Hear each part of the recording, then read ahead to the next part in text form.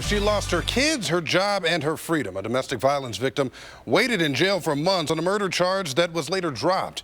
Well, now she's telling her story, adding her voice to a new push for bail reform right here in Ohio. And News 5's Megan Hickey is live from the Justice Center to tell us how that woman lost everything. Megan.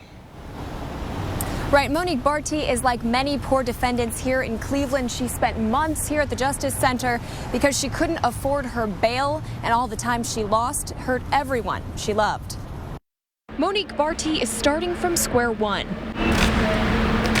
picking up the pieces of her life that was shattered the night her former boyfriend broke into her house and started beating her in front of her child. He came in my house in the middle of the night and beat me out the bed. Barty had been abused by her boyfriend countless times over the last 10 years, and she says she reported just a fraction of the incidents. Afraid for her life as he continued to drunkenly beat her, Barty reached for a knife and stabbed him to death.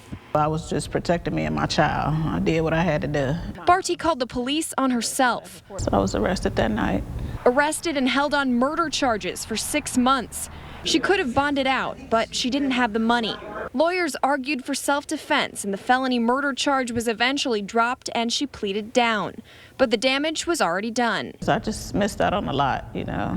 Barty was forced to turn over custody of her 4 children and lost her job. And we discovered that she's just one extreme example of a growing problem. It boils down to financial resources. If you have the means, the criminal justice system treats you a little differently. It's a system that allows defendants with money to wait out their pretrial periods from the comfort of their homes. And it's an issue in misdemeanor cases as well.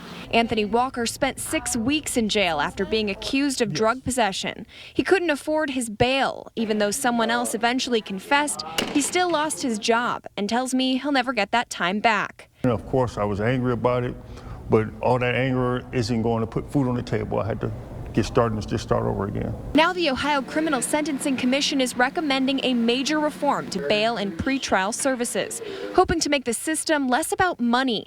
Especially when you're protecting yourself, you know. And more about keeping dangerous people off the streets. We don't need to keep people incarcerated that don't need to be there, particularly in there's still a presumption of innocence here. And the new bail reform recommendations came out last week. They're set to be voted on in June. Live in Cleveland, Megan Hickey, News 5. All right, Megan, the man accused of